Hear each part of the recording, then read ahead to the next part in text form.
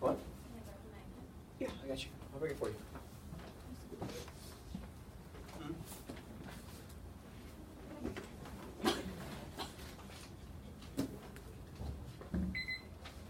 All right. So take a second with your partner. Talk about this response to the race riot. What does the response tell us? What do we learn about society from the existence of this race riot? Talk to me about some of the big picture things we can get to. Take 1 minute, chat about it, go for it. What do we got? It's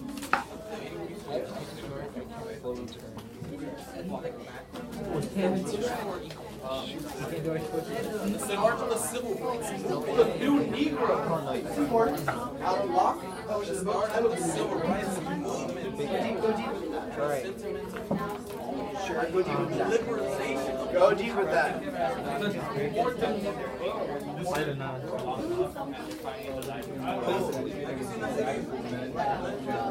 Yes. African Americans. They moved north. Why? Because they didn't want to What else? 15 seconds. Sure. Good. There's a lot here.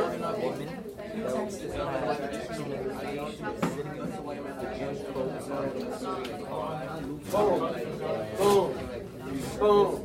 Basically, Boom. All right, that's your time. Thank you for your positive discussion. It makes me quite happy. Christoph, take a shot at it, kid. What you got? That racism is still so heavily fleshed throughout the South, where it seems that men must have to sacrifice themselves for women.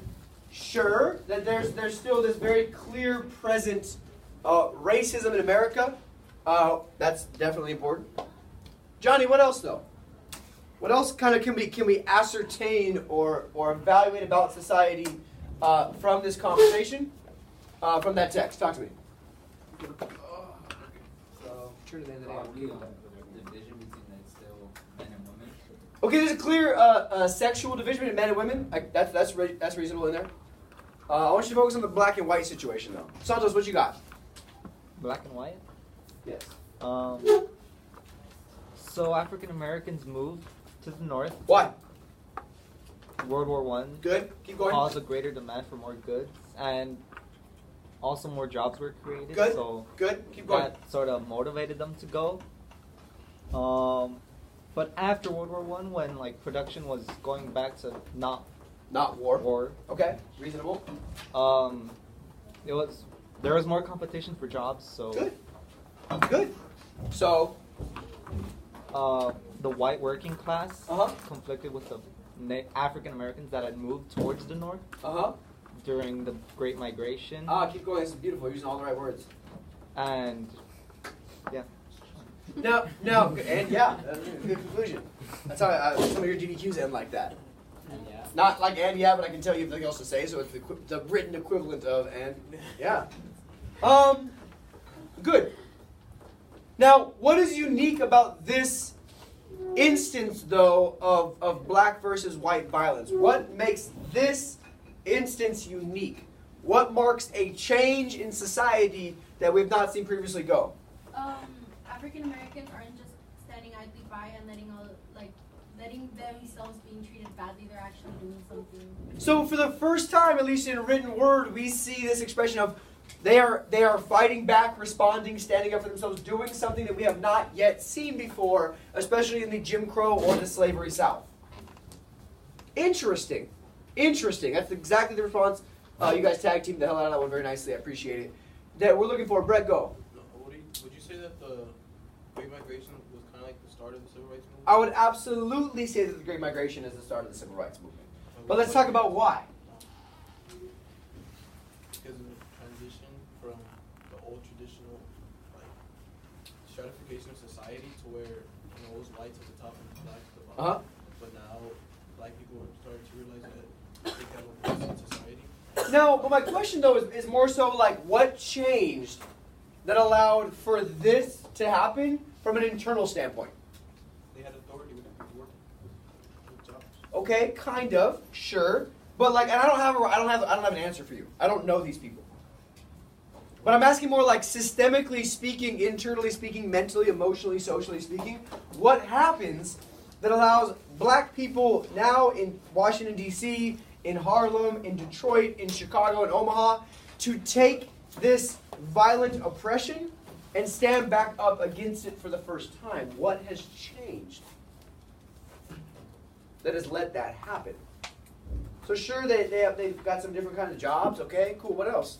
I was gonna say like African Americans, like their participation. Louder. African Americans, their participation in World War I, and they come back to see that they basically fought and they're still not given. We don't see, just to push back on that perspective, we don't see a lot of African American participation in World War I at all. World War II is a different story. But in World War I, their big contribution is industrial-wise during the war, in this Great Migration Kevin referenced. So why?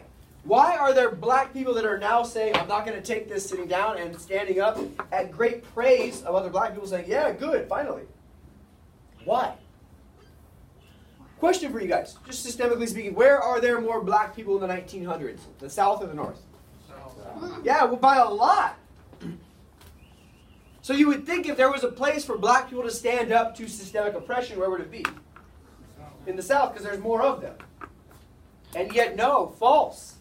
Talk to me. So in the North, there are no Jim Crow laws or black codes? There are. Oh, wait, there are? There are. They're just less written on. They're more de facto segregation versus de jure. Like society segregated, but it's not written down in law, but it's still expected that you be a second-class citizen. Good question. Yes? Wait, so is that the answer? Just because racism wasn't really like Institutionalized? Yeah, it wasn't that big in the North, and once I don't know. Ask it wasn't Eastern European immigrants. There's not racism in the North? or, toward the blacks, just like to the degree that it was in the South. So as the racism started to be expressed in the North, they're like, hey, you can't do that. It was never like that. Sure. Like it was in the South. It's a good point. Talk. The North didn't have like a high population of African Americans until the Great Migration. Okay. They didn't have as the South had. Okay. And when they moved from the South to North, it even says in the document where like only colored women of the South understand suffering humiliation. Yeah. So that difference where every day was like another example of how lesser they are. When I went to the North and it was like racism was still there, but it wasn't as apparent to black people. Okay. They finally had like the equality of like, okay, I could be something here. Okay. And then when they had that snatched away again, they were like, oh, okay. So somebody in first period made an argument that fits in that. It says that like there's always been this belief that the North was the answer. So when they went north and it wasn't the answer, it's their frustration that boils out in more reactionary to the fact that it wasn't the answer? Sure. I'd make an argument that the simple fact of leaving the South is an act of revolution. All right? Of leaving the place that your family, your ancestors have been enslaved and segregated and institutionalized, that by leaving that, you are setting yourself up for a bigger vision in life. And then to Chris's really good point, when that vision has not been fulfilled, like you're going to react to it. No. But this conflict is a conflict that is symbolic of the larger problem of the 1920s. Right? When I talk about this idea of like symptoms of a disease or symptoms of an illness, right? So say you guys have the flu. What are some of your symptoms? Headache, congestion, what else? Fever. What else? Vomit. So yeah, aches, sore body. What? Vomit. Vomit. Absolutely. Yeah, bro, diarrhea everywhere. Coughing, tired, achy, fatigued. Yeah. Are you achy and fatigued? No, that's a symptom. That's a symptom of a broader illness of being sick with the flu. Reasonable? So like this perspective is a symptom of the broader conflict or debate of the 1920s. It's one example, one symptom of a bigger, not I don't want to say an illness, but a bigger debate or problem of the 1920s. And that problem is this idea of, it's in your prompt for the day, but modernism or progressivism versus what? What's the opposite of that? Let's sit up. Sit up. Fundamentalism, traditionalism, and of course the broader theme of conservatism.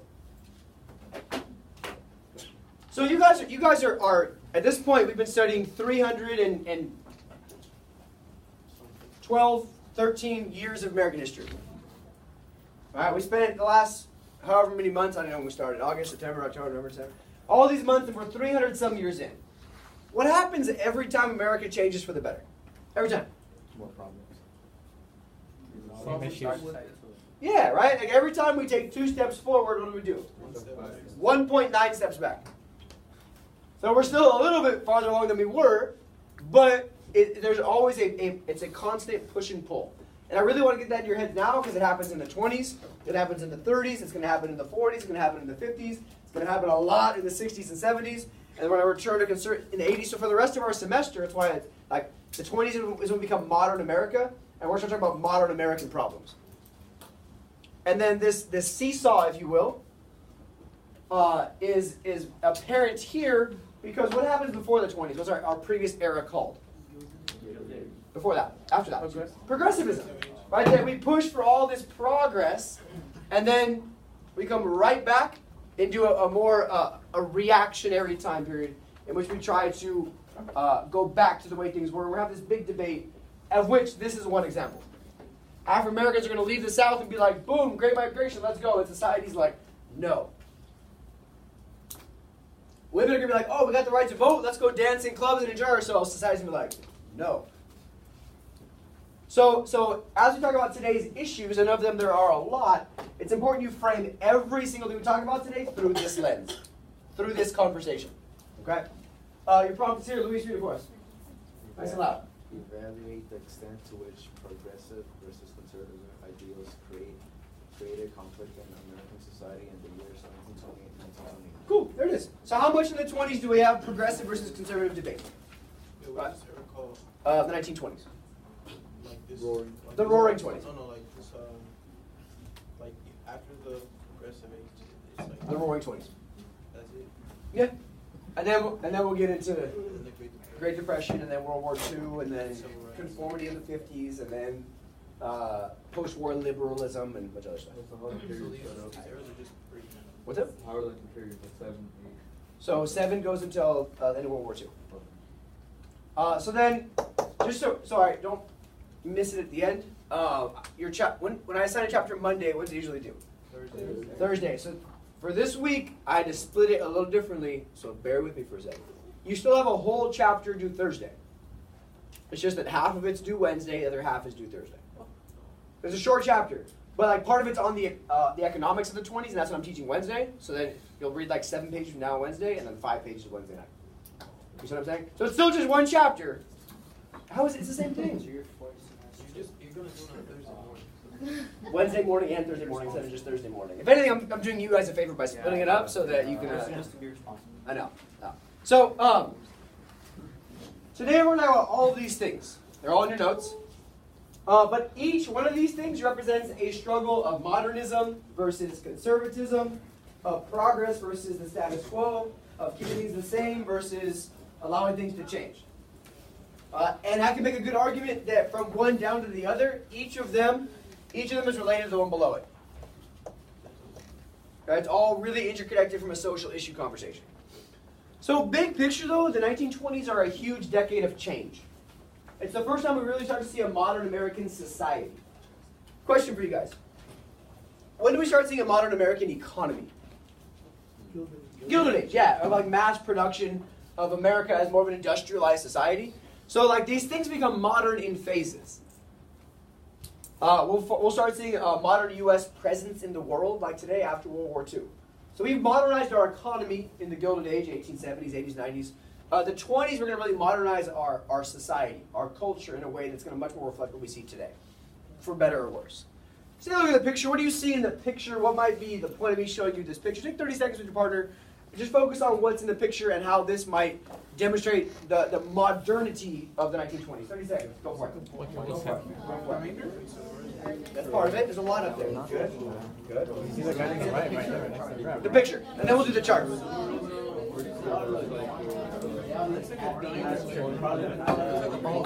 It does. 10 seconds. I'm talking about the guy. There's like 2 minutes. 3 seconds. 2 seconds. 1 second. And done. Almost everything from our lecture today is in this picture. Wow. Caesar, what's in this picture that helps us understand the 1920s, sir? Okay, there's wealthy people. That's part of it. In the 1920s, we're going to be a really, really rich society. Good. That's part of it. Good. Chavez, what else? Everyone looks very happy. Why do they look happy? Not because they're rich. Because they're drinking. Because they're drinking. Look at them. They're drinking. Which is crazy, even though drinking is illegal in the 1920s. That's part of it. So we see wealth. We see alcohol. What else? We see, what'd you call it? Consumerism. The people are just going out to have a fun time because they can. Do you think these people live in a city or out in a rural area? Yeah, so it's kind of like urbanization and entertainment, going out to have fun because they want to. 1920s. What else do we see in here? We see women out in public enjoying themselves. Did they ask their husband for permission? No! Because in the 1920s, we're going to really attempt to modernize the role of women. We're going to see women thinking more independently, doing things for themselves. So we see prohibition and the fact that prohibition is not working. All right, we see women out enjoying themselves. We see what looks like wealth. We see consumerism. And the fact that everybody in this picture is breaking the law. Everyone knows. Now go over to here. This is America's population differences. Red being rural, blue being urban. Every decade since the Civil War. So 1860 when Lincoln's elected, 70, 80, 90, all the way to 1930.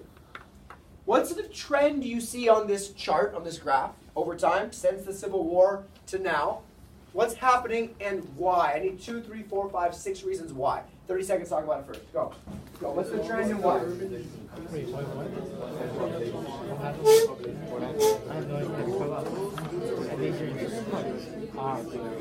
What's your what about them?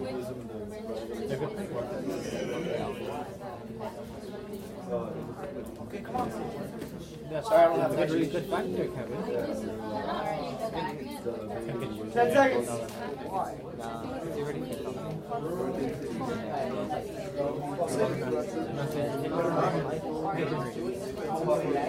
3 seconds. 2 seconds. 1 second. I spent all the time on Eastern time. All right.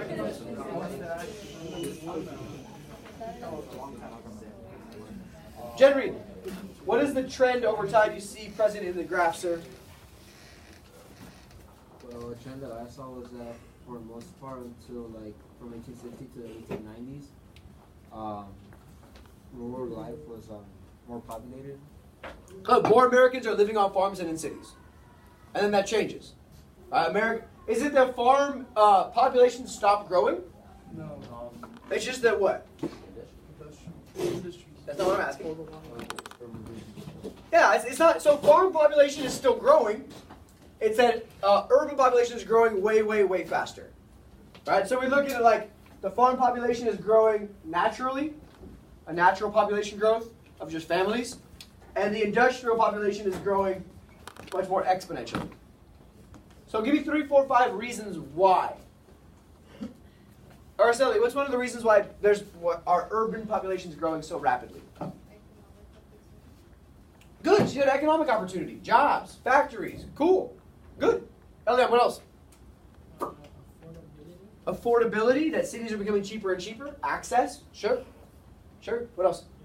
Immigrants, huge one, absolutely. That immigrants are coming and they know they can settle in comfortable places. These ethnic communities, Little Italy, Chinatown. Because I'm only re-emphasizing that because that's exactly what African Americans are going to do when they leave the South. They settle in places like Harlem, in Southside Chicago, where they have their own ethnic community as well, but instead of being an immigrant community, it's an internal migrant community. Sir? Woodrow Wilson's 3 C's. Sure, Woodrow Wilson's 3 C's is a good point, right? That we're controlling corporations so city living can, in theory, go a little better. Good. World War I should be up here as well, as a reason. That the war is going to accelerate urbanization because of jobs. That Great Migration should be up here as a reason. But the moral of the story is that 1920 is our first year where more people live in cities than on farms. That's good SFI. That's good specific factual information for either context, for evidence in writing. That 1920 is the first time in American history where Thomas Jefferson finally loses his long-term vision of having the U.S. based on an agrarian small farm type of economy, and now we are fully an urban industrialized society. And that brings me to my next point that kind of frames our conversation. And going forward, this is going to be our debate for almost everything in American history. Up to this time, we've talked about a lot of things in terms of North versus South, have we not? What kinds of things have been North versus South? Expansion of slavery. Good. What else? Fighting in wars at times. Absolutely. What else? Interpretation of the Constitution. Power of state versus federal government. What else has been a North versus South fight? Civil rights, sure. Reconstruction, sure. What else? There's another easy one that we always talked about earlier. Tariffs. Tariffs have always been like a North versus South problem. For most of the rest of the school year, our problems will instead be much more along these lines. Rural versus urban. In today's society, so much of our problems are rural versus urban. 2016 election was a rural versus urban election. Right? Urban people are in general more what? Liberal, progressive. Yeah, whereas rural people out on farms are more conservative, right? The rural areas voted for Donald Trump overwhelmingly. Urban areas voted for Hillary Clinton overwhelmingly. Right? So much of our problems from 1920s on are going to be rural versus urban, not North versus South. It's important that we transition our thinking in a way that's a little more aggressive intellectually. And there's a couple of themes to talk about that are going to be present for all of our conversations in the 20s. The first is number one. Politics in the 20s are going to be much less government. We're going to kind of retreat back from progressivism, where the government was the answer to all our problems. But of course, everything's going to be framed through this overarching theme of modernism versus fundamentalism. Theme two, this new consumer culture that Brett referenced. What is a consumer culture? Buying things because you want to, not because you need to. Right? So in the 1920s, talk about things like radios, appliances, washing machines, name brand clothing. Yeah, flexing, sure. Call it that. Three is new cultural ideas that express the ideas of celebrity and fun, which goes hand in hand with consumerism. Who were some of the first big name celebrities that you guys had in your chapter? Gatsby. Yeah, Babe Ruth. You know, Great Gatsby's not a celebrity. Not yet. Not even close. People say Jackie Robinson. When is Babe Ruth? At what time? Conflict, of course, between urban and rural Americans over what's the best to do for our country. And five, this hugely widening gap between the rich and the poor. Of course, as the progressive era ends and the government takes a more of a back seat towards progress, businesses are going to take advantage, as in your reading, that businesses take advantage, that we see a new rise of trusts, that the Republican policy of the 20s are very hands-off, very laissez-faire, and that makes the rich get richer and richer and richer and richer and richer until the end of the 20s, in which everybody's broke. One of the reasons why we have such inflation of the 20s and this widening gap is one of the reasons that we have the Great Depression. We'll talk about that on Wednesday and Thursday. And the poor are just kind of flatlining, especially the rural poor. Cool? So those are our 20s themes, there's a lot there. But the first thing to talk about is the Red Scare. This is the end of class on Thursday. But what does red imply in the Red Scare? Yeah, right? We call the Soviet Union Army the Red Army. Anytime we talk about red, this is the first of two Red Scares in American history. The second will come after World War II. But we are worried that communism is going to take over America. It's coming. Why are we worried about that? It's not capitalist. Yeah, we are capitalists, but why? We've always been capitalists. This is the first time we're worried about the communists taking over. Why? Why are we worried that communists are going to overthrow our country? Because Put your hand up, or are you just struggling? I'm not going to call on you because you look like you're about to die. Because Brett. Because communism wants to increase the gap between rich and poor. Sure. Capitalism wants to widen it, or at least keep it wide. Okay, that's part of it. Why else are we worried that communists are going to take over America? Russia, a major power. Russia, a massive country, just had their Russian Revolution, their Bolshevik Revolution. How did the Bolshevik Revolution happen? Bottom up. The everyday working people overthrew their government and put a new system in place. Their government that was a monarchy, that was totalitarianist, that was authoritative. The everyday working class people overthrew the government and they installed a representative communist state that evolved into a totalitarian communist state very quickly. Does America also have a problem with the working class being unhappy? Yeah. Yeah, 100%. And that's one of the reasons why we're worried. And it's like, well, all these workers are upset. They're not happy. We could treat them better, or we could just be worried they're going to overthrow the country. So, after World War I, we see a bunch of really, really big strikes, biggest we've ever seen in American history. In 1919, right after the war, especially as the working class comes back from World War I, Santos references this conflict between the working class and African Americans that have left the South. We see huge steel strikes. The city of Seattle has a general strike, which means every working class person in Seattle stops going to work. This is important because it's not like industry specific, but it's city specific. Like think about Los Angeles now. If every working class person in Los Angeles just didn't go to work, how much stuff that would impact. It'd be crazy. So Seattle has a general strike. The Boston Police Department goes on strike. It's a hot mess. We have race riots in all kinds of cities, from Omaha to Chicago to Detroit to New York to Washington, D.C. And we start seeing anarchist bombings in 8 different northern cities. Cleveland, Chicago. That anarchists that want to overthrow the entire system are using fear and intimidation to try to bomb America into change. So it's kind of crazy. It's kind of scary. And in this Red Scare, we see this worry about communists, because they just had their revolution. This combination of the Red Scare and a bunch of new union strikes. We see our boy Eugene Debs from class on Thursday, from that awesome speech he makes before going to jail. His Socialist Party is increasing in its popularity. So all of that together leads to our fear that we're going to have a Russian-style uprising of the bottom class, and it's going to overthrow the entire system. And the response to that is, of course, American fear, and then a couple other things. We're going to talk about the KKK as a response. We're talking about immigration limits as a response. But one of the most immediate responses are the Palmer raids. The Palmer raids. Now, who's Palmer? Not Arnold Palmer. He's a golfer. Mitchell. It is. Half lemonade, half iced tea. Mitchell Palmer. Who knows his position? Anybody?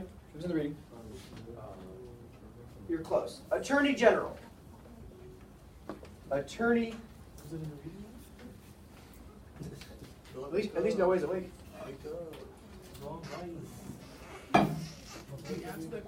So. Shh. He's the Attorney General. So he's America's lawyer, basically. He's supposed to uphold the law of the country. And that's a very important position in today's world. Very important position. They're in the president's cabinet. Their job is to kind of enforce the law. They oversee the FBI, for example. They oversee all the law enforcement agencies in America. They determine how laws get enforced. Pretty important position. And he is going to lead what are called the Palmer raids, which are just that. Using law enforcement in America to investigate and arrest people who are dissenters. So investigate and arrest. And who are we going to consider dissenters in this argument about the Red Scare and Palmer raids? Socialists, strikers, communists, anarchists, anybody who we think is going to overthrow the government by organization. These Palmer raids. Now to that, I'm going to give you a minute with your partner. How does this idea of using the government, using law enforcement to investigate and arrest dissenters, how does this demonstrate continuity in American history? I want specifics. How does this demonstrate change in American history? 1 minute, chat for me. Go for it. Go. Good. How is this new? How is this old? Good job. No, wait, good job. He's pretty awesome, Kevin. You have a really good response. It's a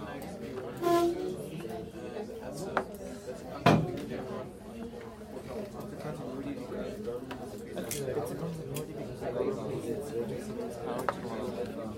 how to deal with the problem.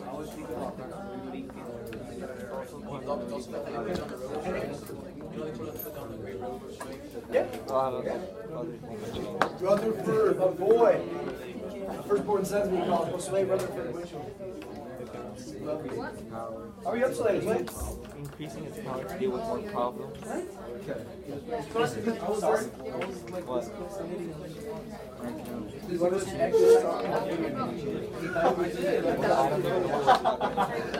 He said he was exercising in a video game. So, All you do is play Fortnite. until you can bench your own weight. So, talk to me first about continuity. How is this continuing the same in America? Christoph will go first, and then Benjamin. Go ahead. It kind of shows like continuity, like we did with habeas corpus. Who? Who's we? The government. Okay. Like how they Who's government?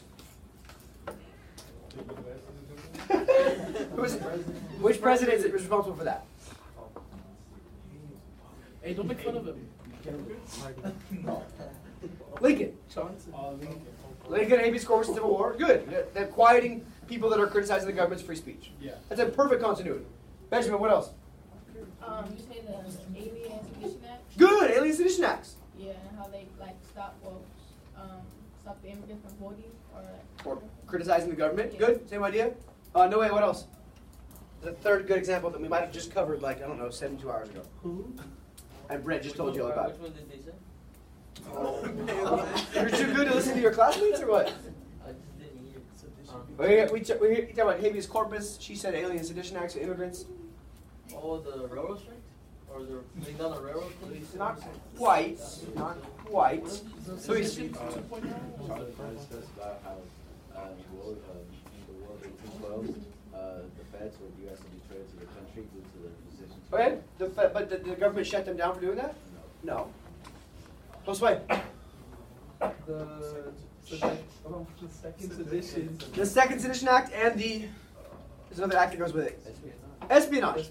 So we have Alien Sedition Acts, we got Lincoln habeas corpus, we got espionage and sedition acts during World War I, in which the government is shutting down free speech and criticisms of the government. So this is a good continuity.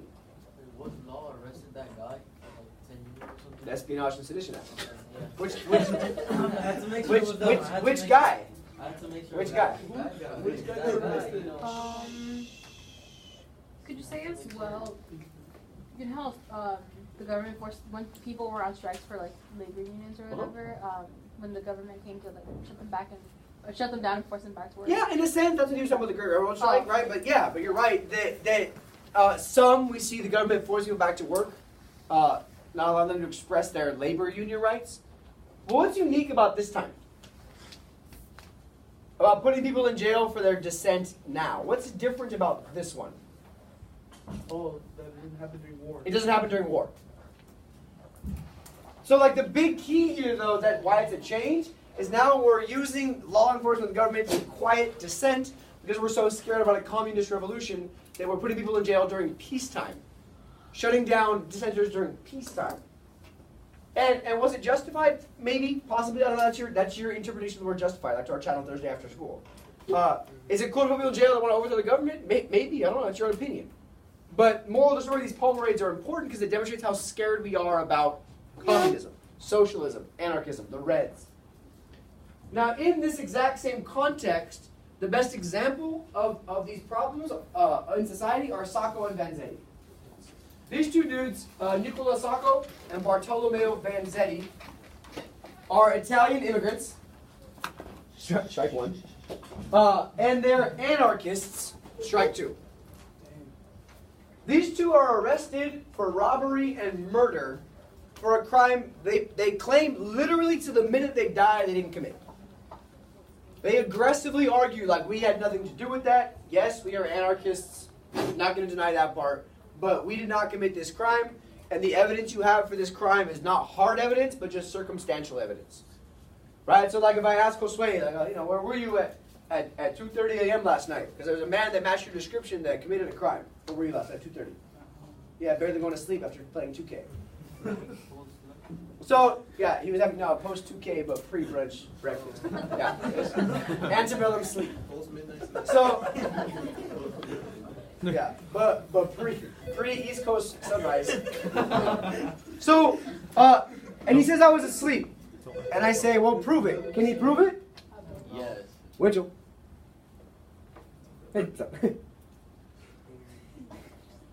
Yes. I was looking at it during nutrition. I can take a look at it right now if you want.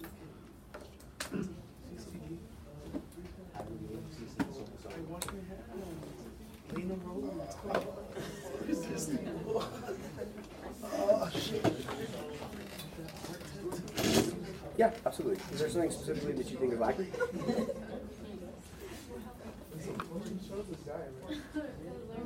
Cool. Let me, once this kids start reading their next text, I will. Of course. All right. So let's go back to our conversation. I apologize. So, there's a man matching Josue's description who committed a crime last night. Where were you at 2:30? I was at home. You were at home sleeping. Okay, cool. Prove it. Eyewitness. Who witnessed him sleeping at 2:30? That's weird. My mom walked in because she heard something. I'm not going to ask any further questions. So my point is, if he can't prove he was home and nobody can vouch for him, but can I prove he committed the crime? No. But can he prove he didn't? Yeah. No. No. Now in America, you're supposed to be innocent until proven guilty. I can't prove he did it, but he can't prove he didn't. That's circumstantial evidence, not hard evidence. Hard evidence is I have 6 eyewitnesses that have you at the scene of the crime, and there's DNA that says that you were the one that committed the crime. That's hard evidence. Now these guys are convicted on just circumstantial evidence. They're convicted, they're found guilty, and they're executed. They're put to death for this crime without any hard evidence because, well, they're Italian immigrants and they're anarchists. Showing that it really doesn't matter if you did it or not, if public opinion is such that puts you guilty before it even happens. Santos, your question, sir.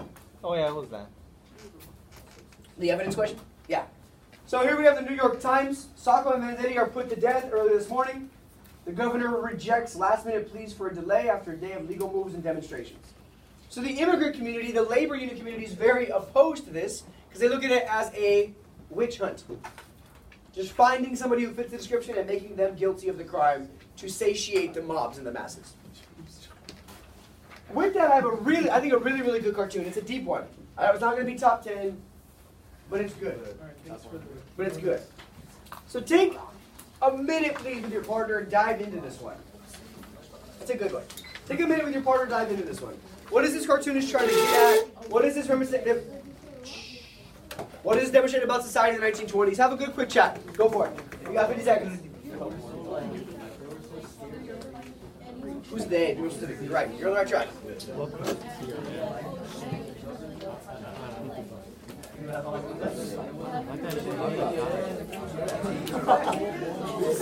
Nobody puts my baby in the corner.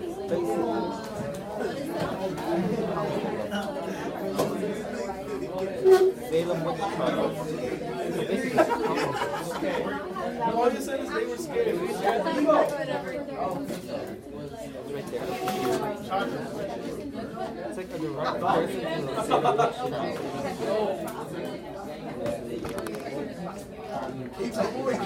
7 seconds. Before it would be their turn in the cross. And now 2, they're 1, and done. And yeah, DBQ said it. So, and that is why America is the way it is. Light on fire. Slaney, talk to us. What you got going on up here? We're talking about how the guy who pretty much is on Tower Chair, he looks like he's inviting someone to an electric chair. Yes. It's kind of like I don't know how to explain it. But Okay. yeah. You're on the right track. Let me take a shot, kid. So pretty much, if you read the top, obviously it says which is Salem, 1692, and that pretty much refers back to the Salem witch trials, where a lot of women or people were being accused of being witches and being either executed or sent to jail without any actual evidence. Oh, what? People are being killed for no evidence in Salem, Massachusetts in 1692? Now, who's in Massachusetts in the 1690s? 1600s, 1630s, 1640s? Who's in Massachusetts? Not the freaking pilgrims. It's not a 4th grade Thanksgiving lesson. We're not calling them freaking pilgrims. The Protestants. Be more specific. Anglo-Saxons. Be more specific. Hey, mister, have a chair. No, okay, cool. Who's in Massachusetts? Yeah, evangelist, Protestant. What do we call them though when they go? Yeah, there we go. The Puritans. Oh. So, the Puritans, and they want this perfect society, and when society gets out of line, these women are freaking out. Oh my God, they must be witches, kill them. And the Salem witch trials put them right to death very quickly with only, what type of evidence, Santos? Circumstantial evidence. Wait, didn't they like kill a dog too? That's what Santos is worried about. Is I was very upset. Yeah. Read the Crucible. If you read the Crucible's wild. So, and how are they comparing then, Brett? How are they comparing Salem in 1692 to America in 1927? That was amazing. That's amazing. Kat, talk to me. Give me something better than the superficial nonsense Brett just spewed at me.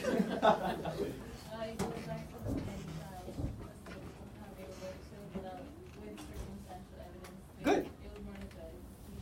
Good. Good. And this is where the phrase witch hunt comes from.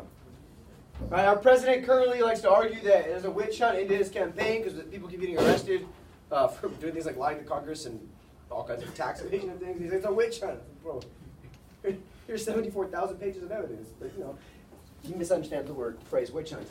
But and of course, and here we have labor in Boston is going to be executed. Just like the witches in Salem, exactly. It's wild. And here we have America saying, have a chair, have a seat here in this lovely chair so we can strap you up and kill you. But this cartoon does a good job of expressing the Red Scare. Is this pro or anti-America during the Red Scare? Anti. Right? It's pointing out that America is being as hypocritical as they've ever been. But somebody in first period made a really good response. They said, this shows that in America it doesn't matter what the evidence against you is if public opinion is against you. I was like, damn. Yeah, third period used to be the more impressive period, but first period is kind of giving you guys a run for your money recently. No, because the last 4 weeks have been like, they've been on their game discussion-wise, and you know. Y'all have Luis. They have Carlos. So, Luis did just as good on the DBQ as you did. So next question. Carlos did. No, he did it. Yes, he did. Better than. Wow. So, with this who do we blame all these reds on? Who are these people? Yeah. Socialism, anarchism, communism. Our thinking is they come from other countries. This is why we don't like new immigration in the first place. But we've been hating new immigrants since when? The new immigration wave. Since like 18. We've always hated them. We've always hated them, but now we have a bigger reason to hate them. Why? Because they're taking our jobs. That was always the hate. We've always hated new immigrants because they're taking our jobs, because they're not American, because they're not English speaking. But what's the new reason we hate them? Yeah, the Russian Revolution. So it's important to understand that we've always been anti-new immigrants, but we're going to hate these new immigrants more once the Russian Revolution happens, because then we're going to be even more fearful of them because of this. So immigration in the 1920s is going to take a pretty, very drastic step that I want you guys to not write anything down for a minute and just pay attention. We're going to do some A-push math. A-push math. A-push math is always hard. You guys are always bad at A-push math. So, Morel taught you how to do A-push math? She didn't, don't worry, this is easy. So, bear with me. So, in 1921, we passed an Emergency Quota Act. Very important. What does quota mean? Certain amount. Yeah, a certain amount, a limit, so to speak, maybe? That work? And what does emergency imply? This is a problem right now. This is a crisis. Our president, by Friday, may be declaring a national emergency to get his money for the wall. Really? Yeah, but we can talk about that if you guys want Thursday after school. But it's the same type of argument, that it's a crisis, we need to get money, we need to solve this problem, whatever it is. This is an emergency, and we need to solve it right now. 1921 is the year. Context, Red Scare, post-World War I, immigration, regardless. But let's talk about some math. Now, we're going to allow 3% of immigrants that were living in the U.S. 11 years prior, in 1910, 3% of them to come into the country every year, that amount. So let's do some math. Let's say, this is obviously far less than the real numbers, but I'm bad at math. So we're half of y'all. Let's pick a country in Eastern Europe. Let's pick, Poland. no. Let's pick Italy. Let's pick Italy. Yes, let's pick Africa. I picked Italy because of Sacco and Vanzetti were Italian. So say in the year 1910, there are 100 Italian immigrants in America. 100 of them. There's obviously way more than that, but math. Yeah. So we're going to allow 3% of that number to come into our country every year as a quota. 3. So we're letting 3 Italians in. 3 Italians per year. That's crazy.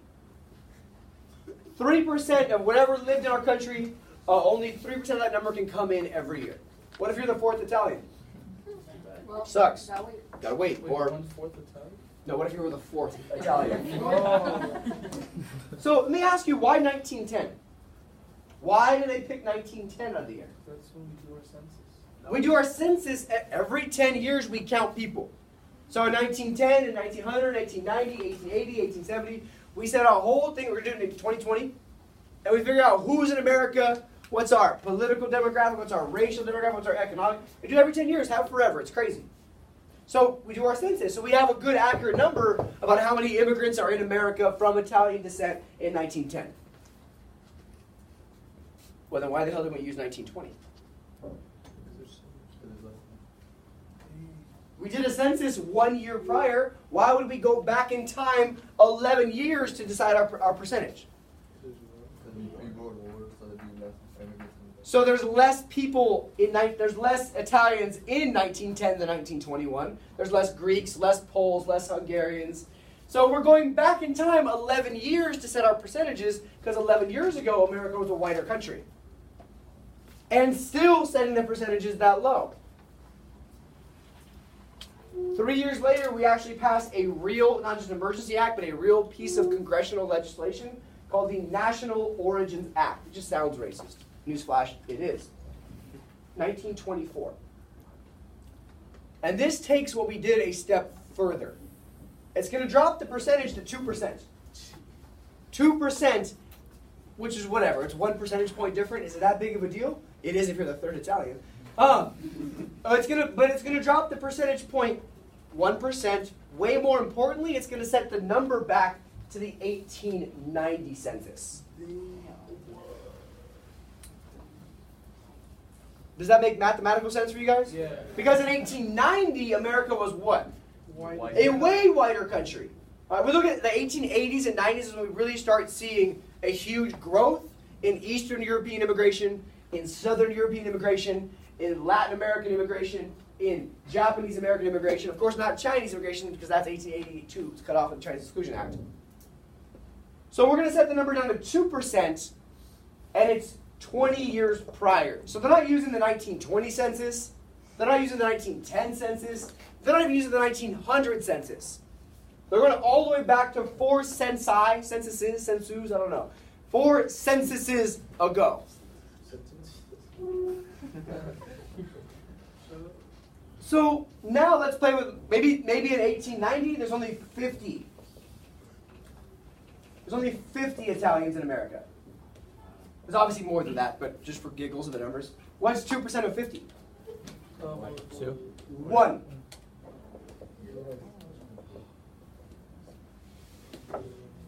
So what you do by doing immigrant math is, it is, because 2% of 100 is 2, 50 is half of 100, 1's half of 2. Common Core math, baby. I'll teach you guys. When I subbed that class, I was like, y'all just making grabs? What do you mean? I'll take you my garage, like a real thing. So, what you do here, what is Congress trying to do, is my question. What is Congress trying to do with their immigration policy here?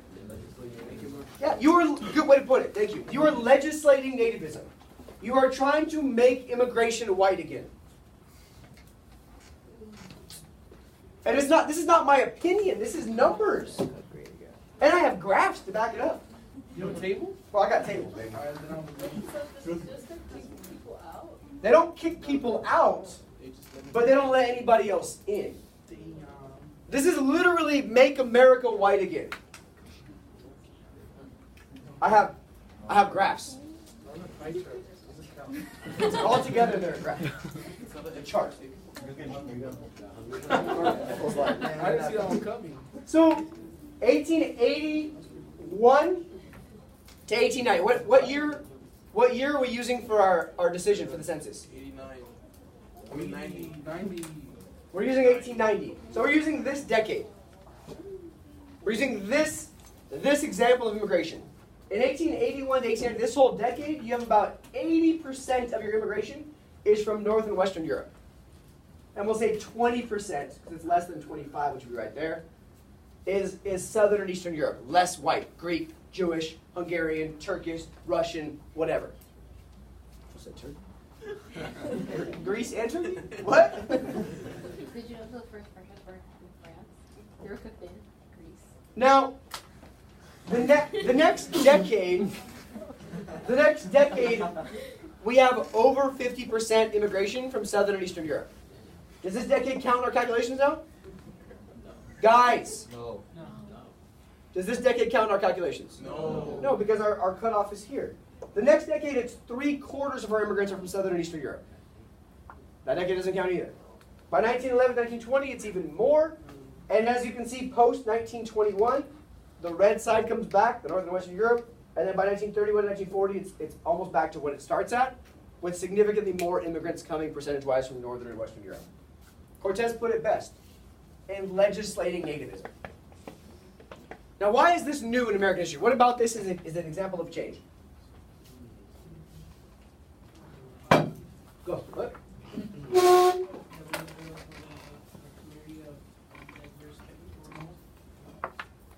Okay. What else is new? Why is this an important turning point in American history? Go ahead.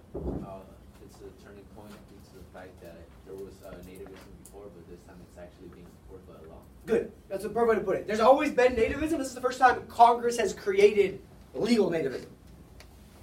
Now here's the table for you. I got a table, baby. Immigrants and the quota laws. Immigrants from Northern and Western Europe don't really change. They're allowed it. Yeah, because there was a lot of them beforehand. So like 2% of a lot is still a lot. It still cuts them down a little bit though. But look at immigration from other countries, specifically Southern and Eastern Europe. It goes from a huge annual flow of immigrants, which is why they didn't pick 1910, why they didn't pick 1920 as their cutoff, down all the way to almost nothing after the National Origins Act 1924, because of the way we've created our math says that they aren't going to be welcome here because of quotas. So I would argue it's a super black eye in American history. We don't address this, we don't change this until any guesses? Like 1940. The 1960s. In the 1960s, under Lyndon Baines Johnson, who I argue is a phenomenal president on domestic policy.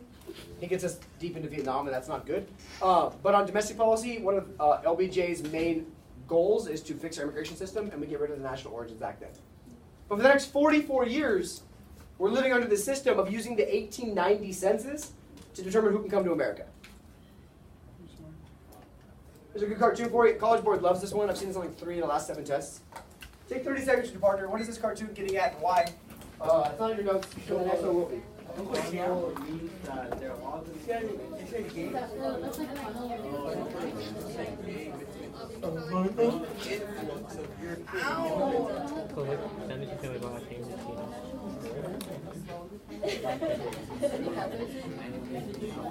is where annually holiday in Easter,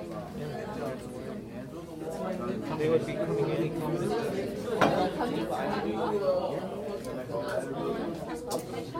Yeah, my shea moisturizer. Alright, let's stop you guys here. Talk to me, please. Brenda, what is this cartoon getting at and why? Russia. Yeah.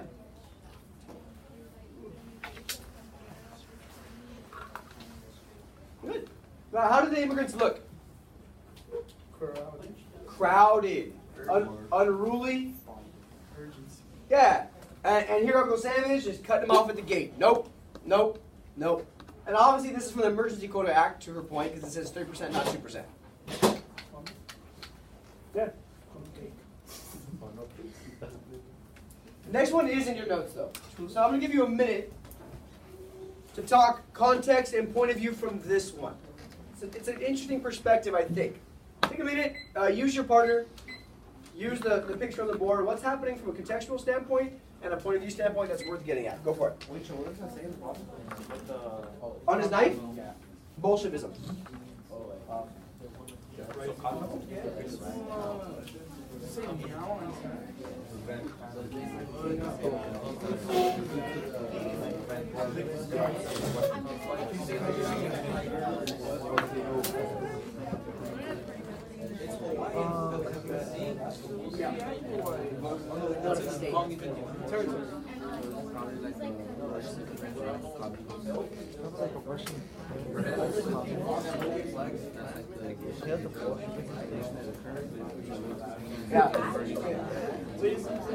Yeah, they're basically burning down America's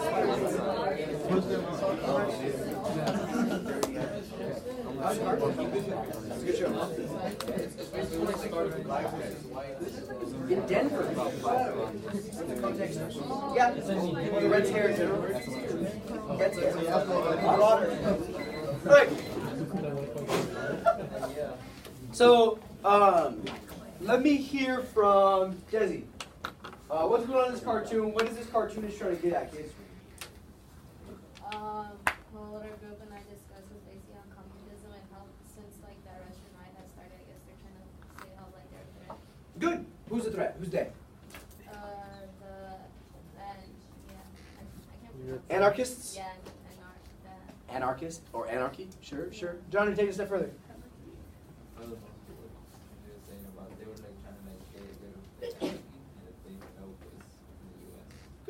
That if we let all these immigrants into America, what's going to happen? From the inside. Be bigger than that. Think bigger. Pose a threat to the government system. Yeah, the Reds with Bolshevism as their knife and anarchy as their flame are going to come overthrow everything America stands for. Right? The phrase is good. Put them out and keep them out. So would this cartoonist, for example, be pro or against the Palmer raids? Pro, right? Because they like the idea that the government's rooting out these communists, these anarchists, and getting them out of the country. So go ahead and turn your page. This is a really good transition to our next piece of the nativist story.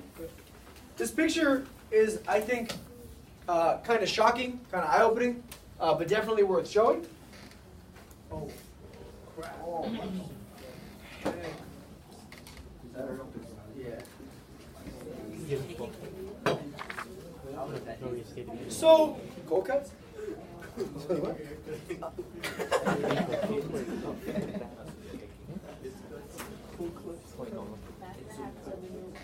So, Brett, what is shocking about this picture, sir? That's a bunch of KKK members. Sure.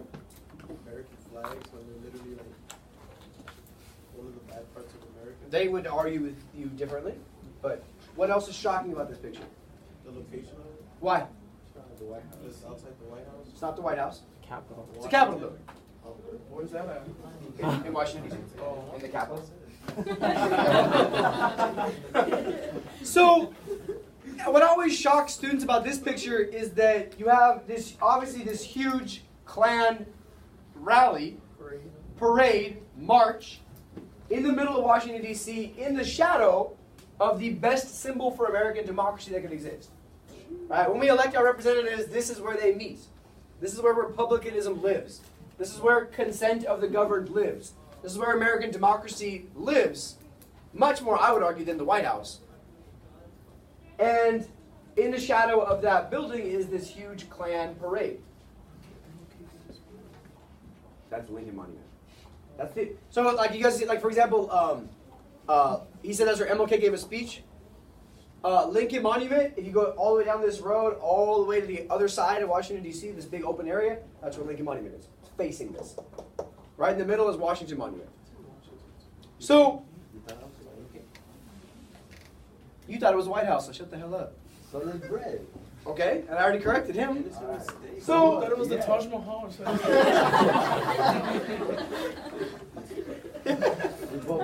so, the KKK is reborn. The KKK is reborn in the 19-teens. Louise, put your pencil and face forward, please. And the KKK is re-inspired by that movie that I discussed, Woodrow Wilson showing in the White House last week, The Birth of a Nation. Based off the book, The Klansman, that portrays the KKK as the heroes in America. The KKK as the original Batmans that are coming to the defense of people, that are rescuing people, that are there to make sure that everybody's treated fairly. Protectors of virtue. Now what's crazy this time though is it's reborn in Georgia, a place called Stone Mountain. There's no big monument to the KKK there today. But in this time, the KKK goes national. The first time, what was the KKK against? It was black voting, yeah, black suffrage.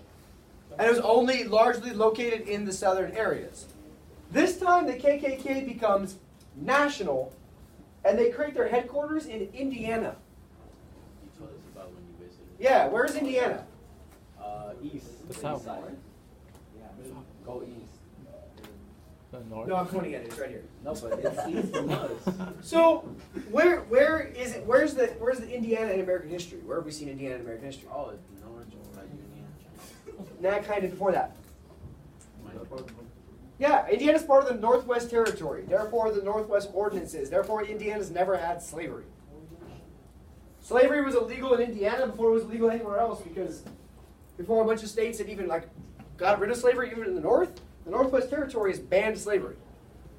Indiana is a state that's never had slavery. Indiana is a state that was in the North in the Civil War, and now Indiana is the headquarters for the second birth of the KKK. Did I tell you guys in class or after school about the Indiana thing? In class. Yeah.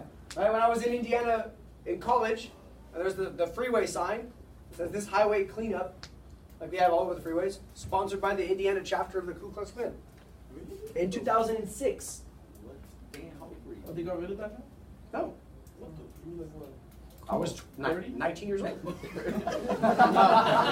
Unlike you, I was done with college by 30.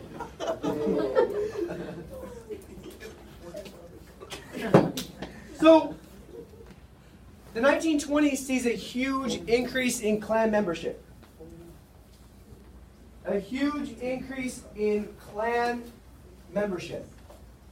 And the KKK is promising to promote traditional American values. There it is. We don't like modernism, we don't like progressivism, we want to go back to traditionalism, conservatism, fundamentalism. They don't like the change in America.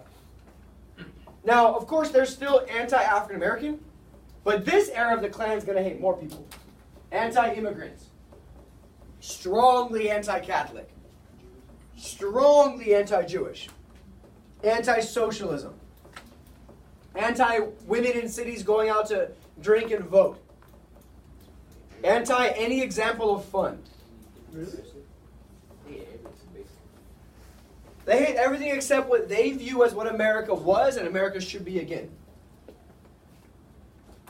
Here's their magazine. It's titled The Good Citizen. It's published and distributed all over the country. 5 cents a copy. This is 1926.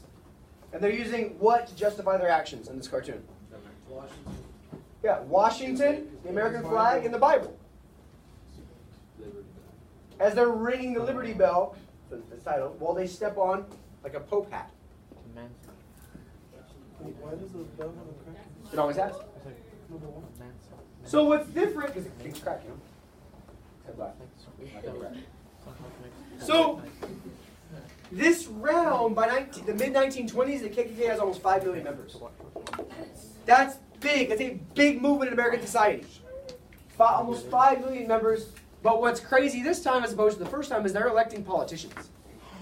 Because they're a much more national, unified movement, as opposed to just a vigilante group that's keeping black people from voting. Here is all these pictures are kind of eerie and creepy in my opinion, but they're in here because it's important. So next one. This is the first Klan parade in New England. This is in Maine. Nowhere near the South. Maine is in New England. No. And on my map, I can show you all the states that elect politicians with the backing of the KKK. California, Oregon, Colorado, Kansas. But we don't really see as much in the South, but places like Indiana, Ohio, Wisconsin, Iowa. So you can make an argument that these states, they joined the Confederacy after the war.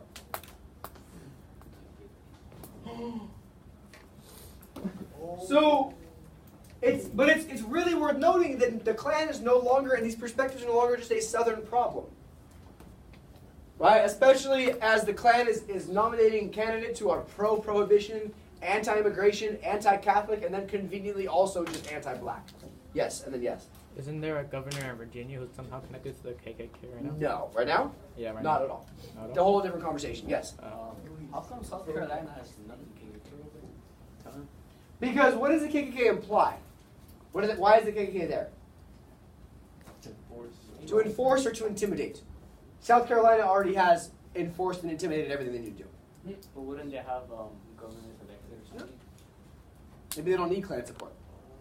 So it's worth noting that how this era of the Klan is different than the first, and it'll also be different from the third when we get to the third one in the 1960s and 50s and 60s. So I have I think a very eye-opening perspective from Hiram Evans, one of the leaders of the Klan, as he justifies why it's cool to do what they're doing, why they're totally in their right to do so.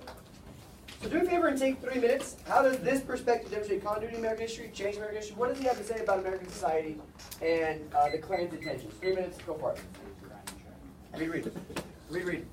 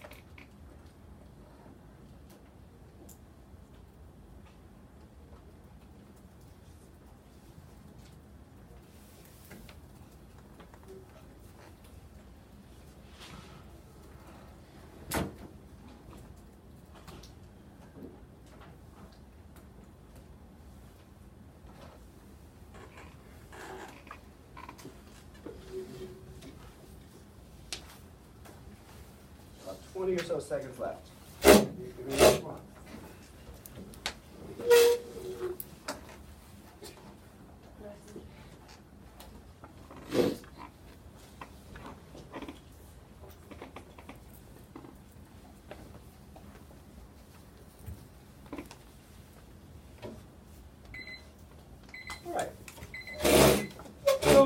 seconds, talk to your partner. Who is Evans targeting with their KKK policies, and how do they justify it?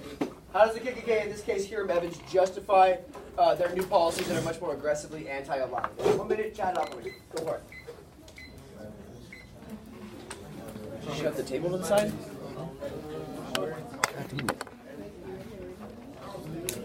Santos.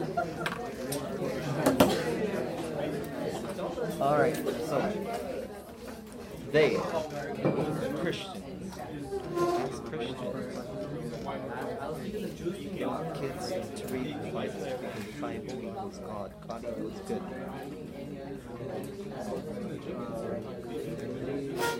They don't like anything that targets their race or worship or anything that might hinder it, such as the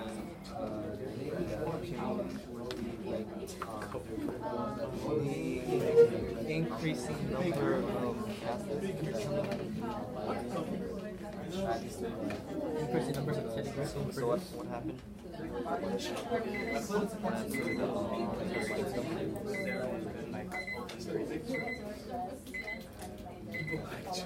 What happened? All right. So, talk to me, please, Santos. Who is targeted by these policies? Who is targeted by these policies, and how do they justify it, sir? Anyone who isn't white and a specific type of Christian? Yeah, anybody who's not white and specific type of Christian, right? This Protestantism, this belief in fundamental interpretations of the Bible, absolutely. And how would they justify hating everybody, Christoph? This line where it says that we're intolerant of everything that strikes at the foundations of our race, our country, or our freedom of worship. Isn't that wild? We are intolerant of anybody or anything that strikes at what we consider the foundation of our country and our race, and our ability to worship. What about their ability to worship? What? What about the other group's ability to worship? Yeah, at the expense of other groups' opportunity to worship. Who shouldn't have the right to worship under this perspective? Catholics, Jews, other immigrant beliefs. Alien? Yeah, good. Say and It's an eye-opening piece. Say and I discussed how this is definitely a continuity in the American society. Because we brought up the white man's bureau and how the white man was just like, we have to teach these people. I'm listening. Yeah, we have to teach these people, like, you know, our philosophies and our ways, while people kind of does pretty much the same thing. Yeah. They want everybody else to follow their own philosophy. Dawes Act-esque. Yeah, but instead of other Native Americans on reservations, it's other people that are considered citizens living in America. Who does he compare himself to, or their views to? Okay, President Johnson? No, I wish. Who does he compare them to? It's in there. Yeah, the Puritans.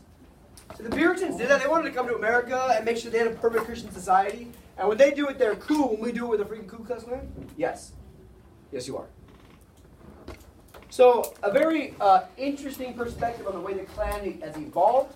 And one of the things the Klan cares most about, deeply about, is alcohol. It's one of the largest groups that supports prohibition is the Ku Klux Klan. Yeah. Because who drinks alcohol in America? Immigrants, people living in cities, minorities, all the things that the KKK stands against. So as you guys know from last week, in 1920, the 18th Amendment is passed. Ratified. What does the 18th Amendment do? It makes illegal the use and production of alcohol. Now, where does most of the alcohol in America get consumed? Yeah. Where does most of the alcohol get consumed in America? Where are the policies, where are the people that are most in favor of prohibition? Northeast. Rural people. Isn't this wild? That this is the most American way ever. They have a problem, we'll fix it for them. Alcoholism is not really a problem in rural communities, but it's rural communities that say they want to end alcohol. It's like today, for example, right? You talk to, go interview some crazy Fox News watcher in Wyoming. And you ask this guy in Wyoming, what's wrong with America? Ah, the immigrants are killing it. It's the immigrants' fault. And you're like, bro, you couldn't find an immigrant if you wanted to. You're in the middle of nowhere, Wyoming. What do you mean immigrants are the problem? Exactly. What's Wyoming? The 52nd state. Now, but this is a very good, I think, comparison, because you have people in rural areas that are not seeing the trouble of alcohol that they think exists, and they're the ones who are supporting the ending of alcohol. So rural Americans support this because they think drinking leads to crime, other social problems. How long has America been trying to get rid of alcohol in some way or another? Like 40 years. Yeah, right. The antebellum reform movement, 1830s and 40s. Remember the cartoon ad you guys see? Oh, yeah. The drunkard's progress from the first glass to the grave. That's a good one. But also, why does it happen now? After all this attempt to get rid of alcohol, World War I. Who's all the anti-World War I propaganda aimed at? All the World War I propaganda, who is it trying to make look bad? You guys forgot last week? Germans. What are Germans known for? Making beer. So because of this anti-German sentiment, it makes sense that prohibition happens when it happens. I've already know the name, the Volstead Act. That's the law that makes it, that enforces the amendments. And you can make an argument that this is the only amendment in American history that takes away people's rights. Every other amendment expands freedom. This one limits freedom. Takes away people's right to consume alcohol. So here's some cool pictures of the Treasury Department enforcing. We see obviously these police officers who are there to either steal the alcohol or pour it down the drain. These guys just dumping down the sewer. Kegs and kegs full of hard alcohol or beer or wine. Yeah, it's the real Boston. It's a real party. Right? Boston beer party. Right? And then just taking an axe to these consumers. So let's look at the numbers. Let's take a look at prohibition. What year does prohibition go into effect? 1920, 1921. So that year, does prohibition work? Yep. Yeah, this is gallons of alcohol consumed. Holy crap. But look at this. What was happening with alcohol in America before prohibition? What was already happening in American society with alcohol consumption before prohibition? It's right here. Alcohol was already on a steep decline in terms of consumption in America before prohibition. That's crazy, right? From 1910 on, it's going down by a good chunk every year. First year of prohibition, does prohibition work? Yeah. Look at the second year. No. Third year, fourth year, fifth year, sixth year, seventh year, eighth year, ninth year of prohibition. Does prohibition work? No. How do you know? Because look at the graph. Tell me what the graph says. The gallon shows beer. If anything, what does prohibition actually do? It makes Americans drink more. Because it's pre-prohibition level. We are higher than that for most of the time that we are in prohibition. It's almost like sometimes when you make things illegal, you make them more desirable. School. Yeah, she makes school illegal. I wish. Most urban Americans are going to, this is another example of urban versus rural problems in the 20s. Most rural Americans are going to resist or basically just ignore prohibition. All right, how many laws do you guys not follow? Just kidding, don't answer that question.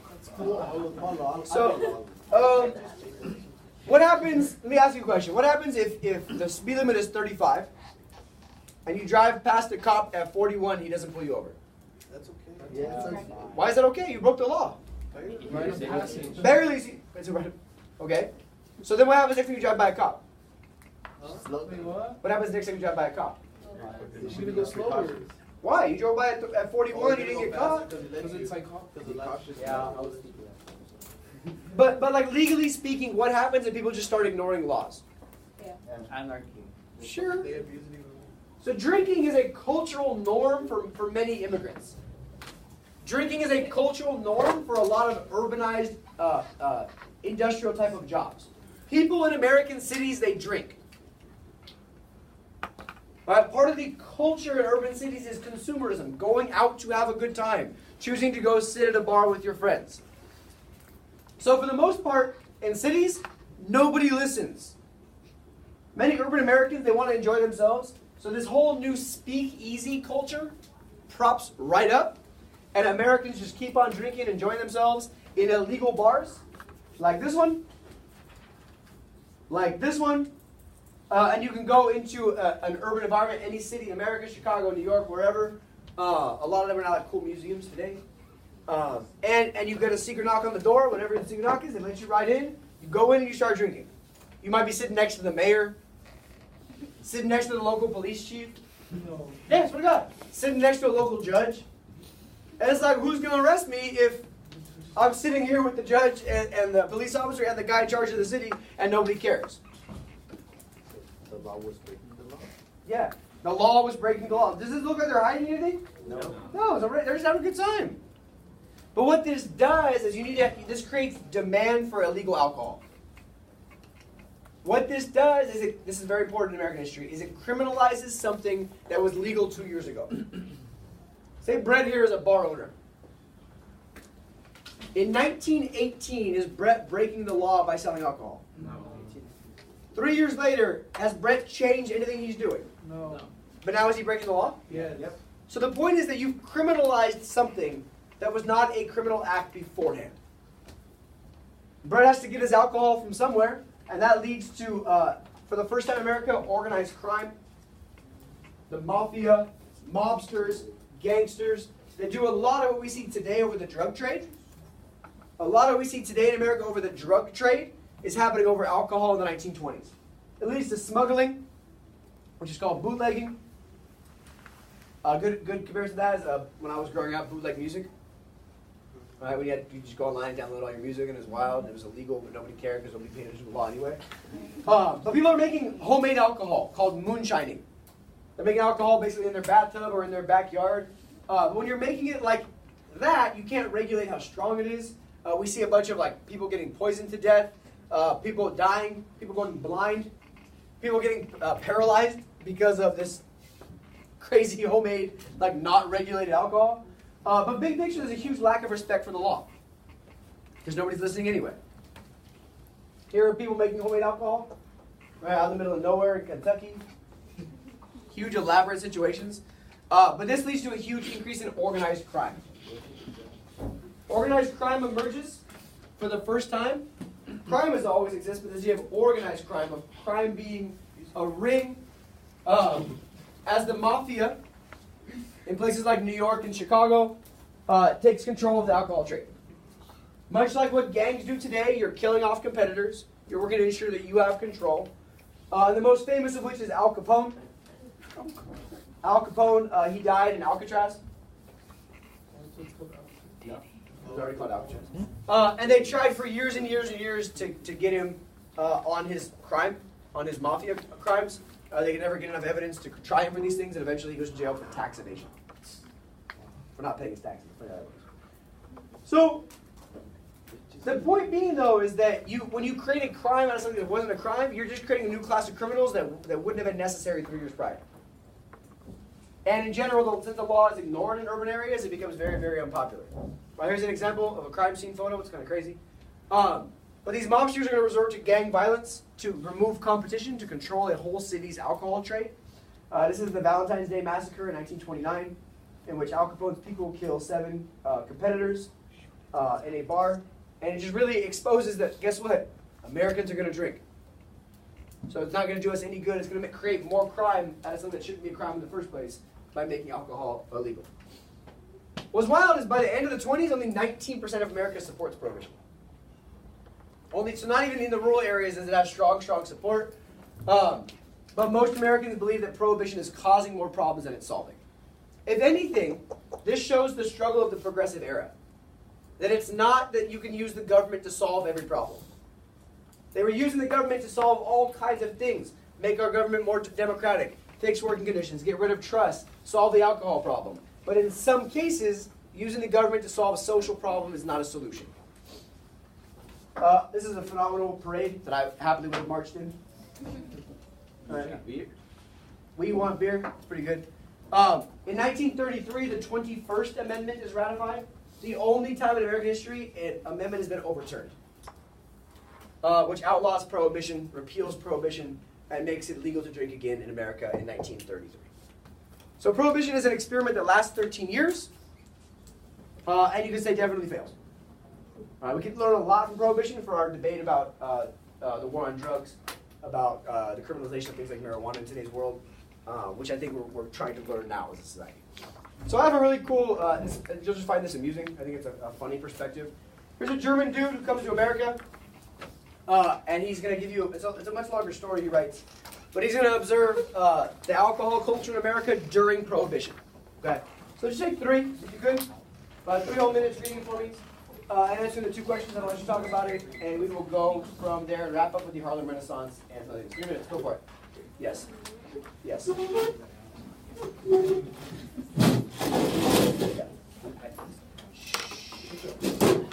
3 minutes, you should be reading.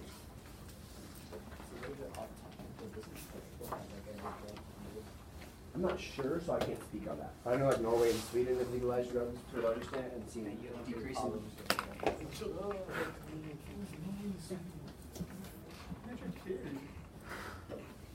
Tick. Read. What's that one? Thank you guys are man. I'm ass to Atlanta. Live on East Coast time for 2 days. That's bad.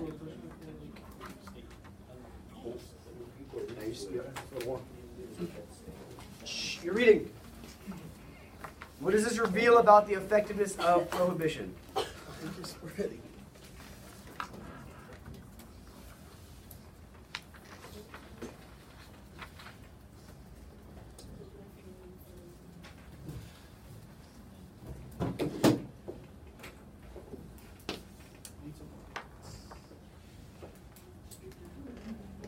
Empty. You can go fill it. The width is much. Hell yeah. Appreciate you.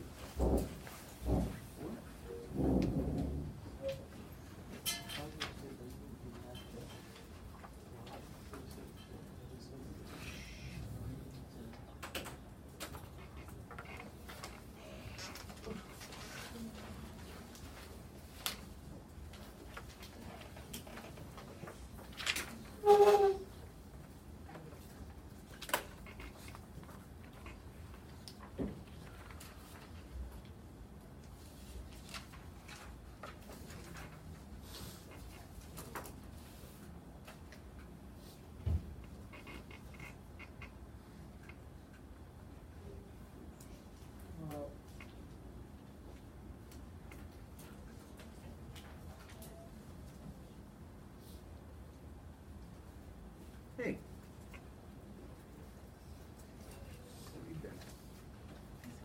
Nice. Come back. Move it back in. Did you have baby go booked in for you? 20 seconds. What does this reveal about prohibition in practice, the way it actually works and looks and plays? What are we eating? What? 10 seconds. We only got 20 minutes left. Sorry, Portuguese.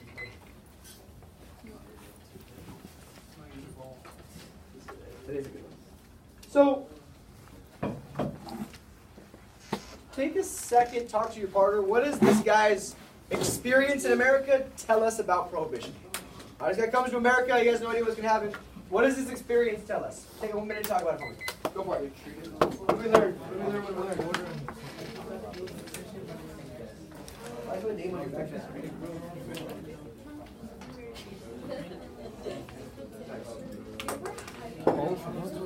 I was like waiting. Is that my name on it? No. Does it have my name on it? Shut up.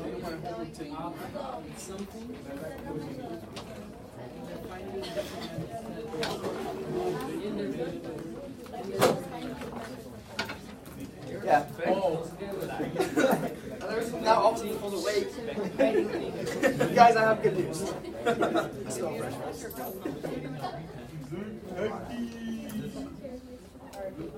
All right, so let me stop you guys there. Kat, talk to me. What does this German dude's experience reveal about prohibition?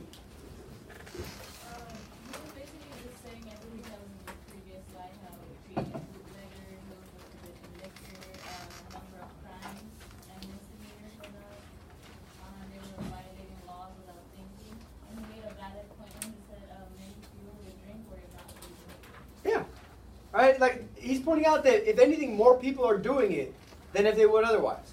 How does he find out that everything is not as it appears? He sits on a cushion and all of a sudden his ass is wet. Right? He says, in China I learned, I thought this is a fine pillow. Everybody else is warm and comfortable. I'm going to sit on this pillow. He sits on the pillow and all of a sudden he's like, guys, there's brandy everywhere. Like, what just happened? Yeah, he sits on this thing and finds out it's not a pillow at all, it's a secret container of alcohol. Then he realizes that everything in America is a secret container of alcohol. I like this one. I learned that a spare tire can be filled with substances other than air. True. That one must not look deeply into certain binoculars, because you'll pour the alcohol into your eyes. And that the teddy bears that suddenly acquired tremendous popularity amongst the ladies very often had hollow metal stomachs. I know. So I think this quote, more than anything else, this perspective is like, he comes to America and he's like, this is a stupid ass policy. Everybody is still drinking. They just have to hide it. And they're not even doing a very good job of hiding it since now it's all over my pants. So it's a good example of using the government to solve all problems, not always being the most effective way to solve society's problems. But the next piece of this conversation is the Harlem Renaissance. Now, the Harlem Renaissance is phenomenal. I wish I had more time to spend on it. But the Harlem Renaissance is a very, very significant explosion of black culture in a way that we've never seen before in American history. Where's Harlem? Because somebody asked first, but they didn't know. New York. Yeah, it's a city. It's a part of New York City. It's a borough in New York. And the Harlem Renaissance is this expression of pride in what's called at the time the New Negro. A book is published by Alan Locke. It looks like this. Oh, well, Alan Locke. It's called The New Negro. But more than anything, it's this idea that African Americans can be proud of their culture, proud of their background, proud of their expression, and express happiness in being black. Jazz and blues are basically invented by African American culture. We see for the first time famous black celebrities like Louis Armstrong, like Langston Hughes. One of my favorite things is this very famous music hall in Harlem. It's black owned, black performed, and we see for the first time white people lining up for hours to go experience black culture. The name of the club is the Cotton Club. Right? Which I think is a nice little backhand at white society. Right, to make white people wait in line and pay money to get into the Cotton Club.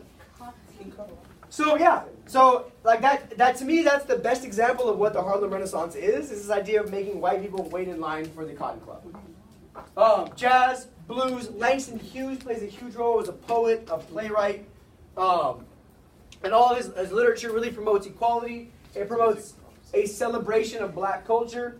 It condemns racism in a way that expresses for the first time black cultural progress. Now, there's a good example of art out of the Harlem Renaissance. People like Josephine Baker play huge roles. She's a renowned singer and dancer. Oh, hell yeah, the original Beyonce. She had a thing with me. So, I know. But the idea that comes out of this is you could be black and proud, politically assertive and economically independent, creative and disciplined, or so it seemed. So my significance that I want you to come away with is no Great Migration, no Harlem Renaissance. No Harlem Renaissance, no Civil Rights Movement. Now, I say that because there are different types of independence in our lives. There are different types of independence in our lives as individuals, but more importantly, our lives as part of the greater group. What do I mean by that? What do I mean by that? There's different types of independence. There's just freedom, right? You're just free. What does it mean to be politically independent? You can vote, you can run for office, your political voice matters. Are Americans politically independent? For the most part, yeah. Right? You can make an argument that women just became politically independent with the 19th Amendment. But women don't become fully independent until they start running for office. Reasonable?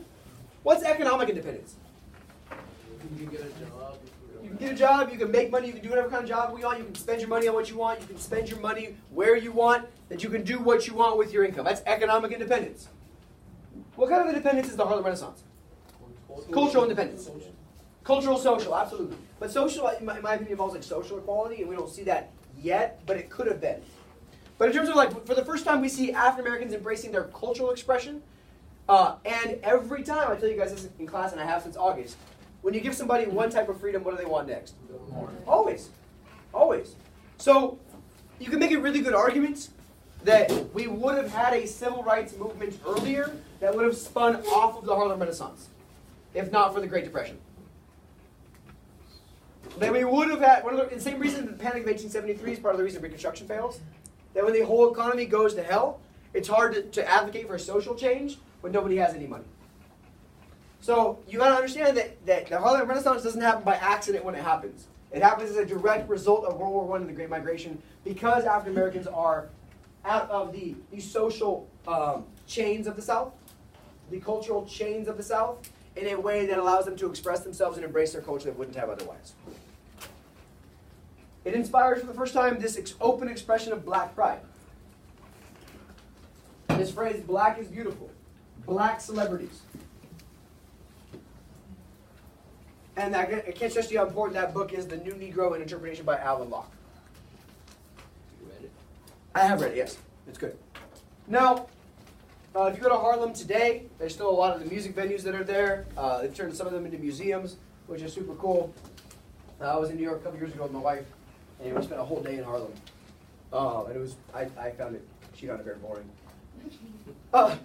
She's not a history person, but I found it very, very, very exciting.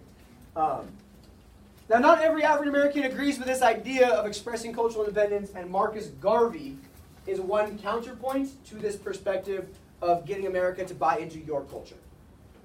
Marcus Garvey's the other way. He is the new most famous political civil rights activist of the 1920s. Who does he inherit that title from? Who came before him civil rights-wise? Booker T. Washington and W.E.B. Du Bois.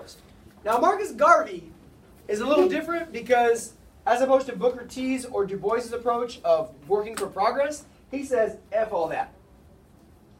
He says, white society will never allow us to get up. The white economic system will never allow black people to become equal. It doesn't matter what you do, we're better off creating our own society, our own segregated society, our own examples of success, without trying to make white society accept or allow us to be successful in their world. So he's a white figure advocate of what's called black nationalism, of letting black success be defined only by black standards as opposed to asking white society to accept and embrace it. To further so, he creates the United Negro Improvement Association, a very important African-American civil rights group. And he takes it a step further as the 20s go, and he starts advocating for what's called the Back to Africa movement. He wants to remove black America from America and take it back to Africa, where he thinks that is where they will no longer be confined by white oppression. They go so far as to start advertising a home in Africa. Is this the first time we've started talking about sending Africans back to Africa? No. When else? Colonization. Liberia, right? We found the nation of Liberia under Monroe's presidency in the 1820s. And we start, because as these abolition movements begin, we don't know what to do about the freed slaves, and there's a big push to send them back to Africa, thinking that would be good for them, right? Liberia is the country that is formed, and here we are again. Anybody who wants to go to Liberia to help settle and develop the country, we're going to set sail September, October, December of 1924. There's a movement to actively send, by black people, to send black people back to Africa. Marcus Garvey. Oh yeah, absolutely. They even create a cruise line, a black shipping line called the Black Star Line. Will place you on the road to success. White men have invested in their own proposition today. They make their millions and they crush the soul of the Negro. So African Americans should invest in themselves and send themselves back to Africa. The capital of Liberia?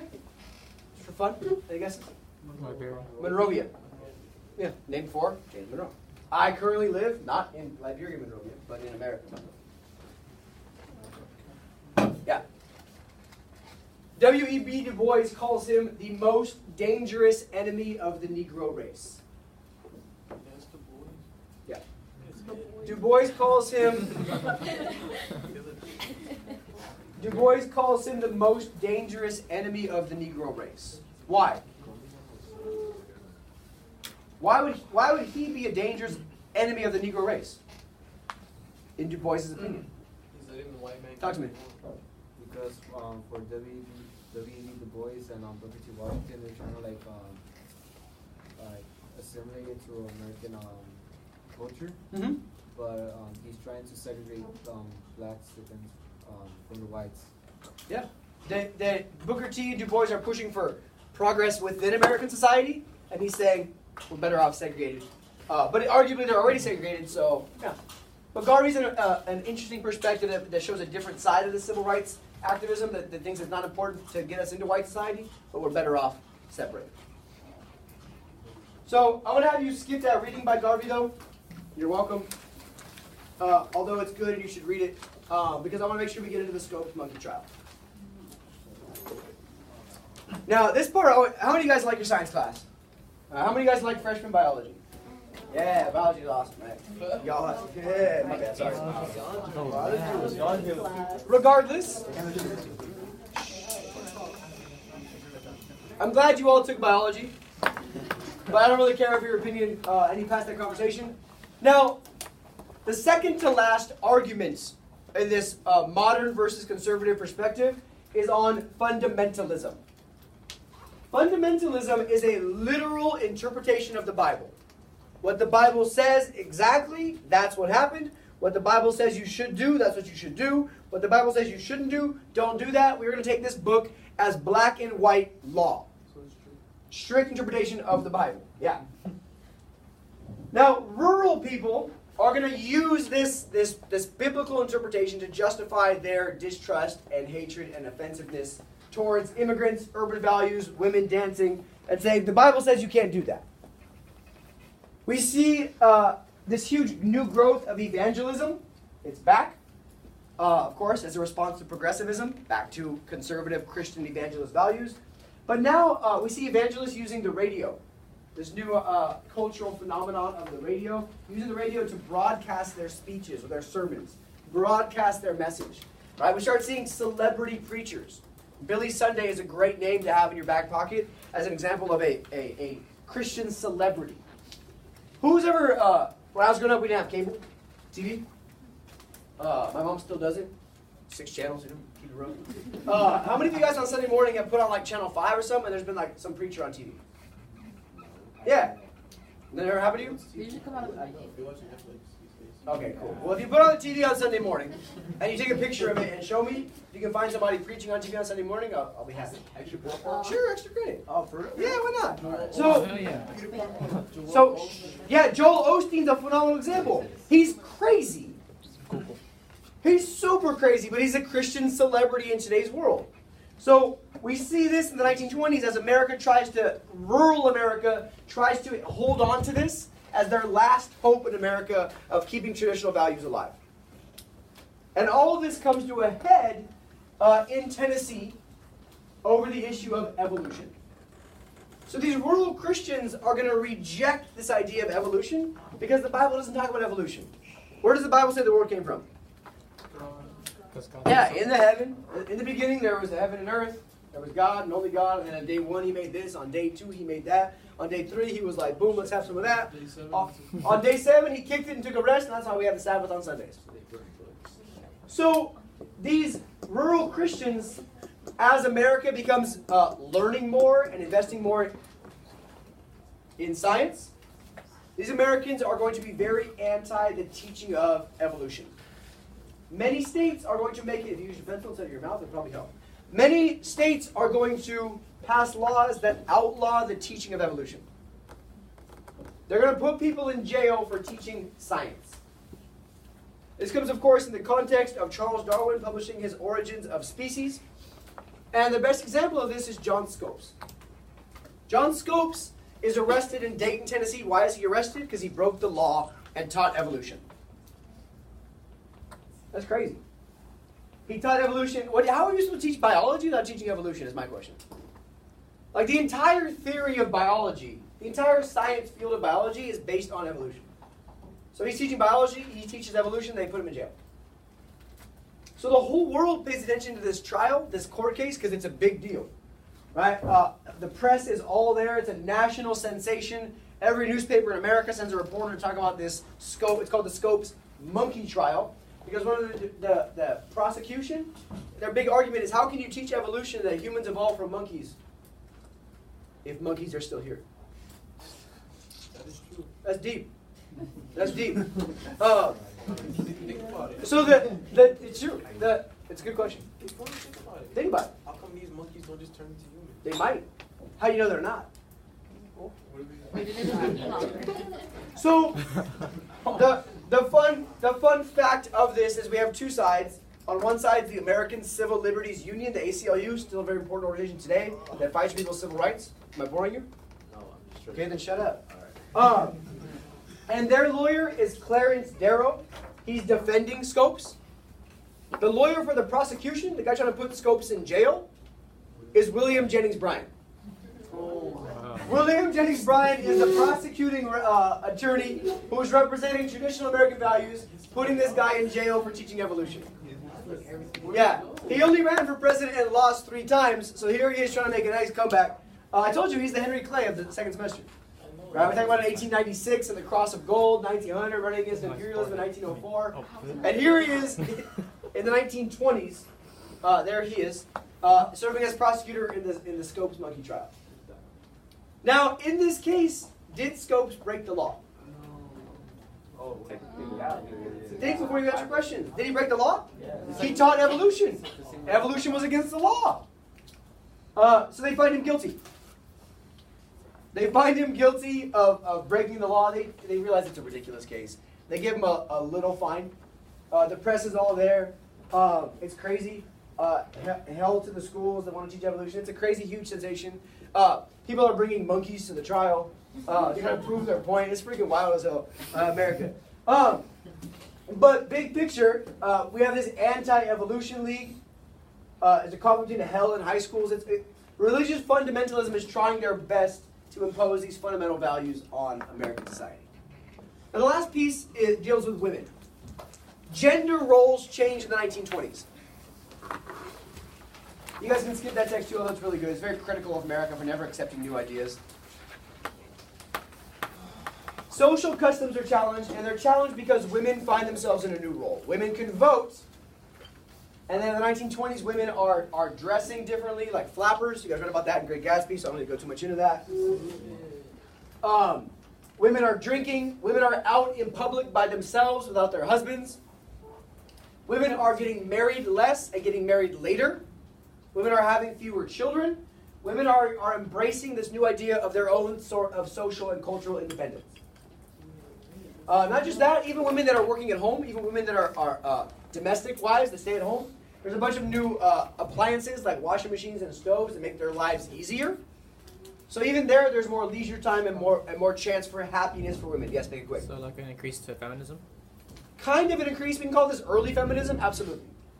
So flappers are the symbol of this independent lifestyle, of women doing their own thing, of not relying on a man for their happiness and satisfaction. Brett is dancing for us to show us what it looks like. But even so, a very important name for women in the 1920s is Margaret Sanger.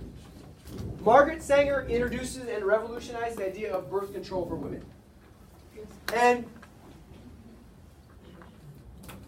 I know it's not an issue for you, but for others, we need to talk about the idea. So, but Margaret Sanger is an important name because she allows women to take ownership over their own reproductive abilities and rights. So Margaret Sanger is revolutionary because now it can be a woman that has a more say and more determination in how, when, and why it is they get pregnant. So for women, this is a huge step in a positive direction that comes after the 19th Amendment, logically speaking, in which they can express their own cultural and independence and freedom and happiness.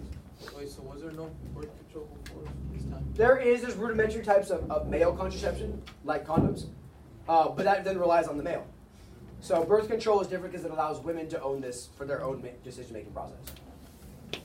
So the last thing to hit, right before we have 2 minutes, 2 minutes of time, is this idea of consumerism. Consumerism is this thing that threads all of this together.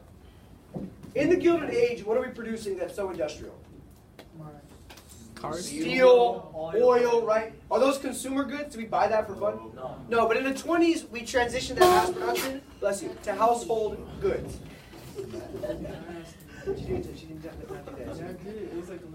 All right, cool. I'll just pass out the homework. Oh, I'm good. All right. There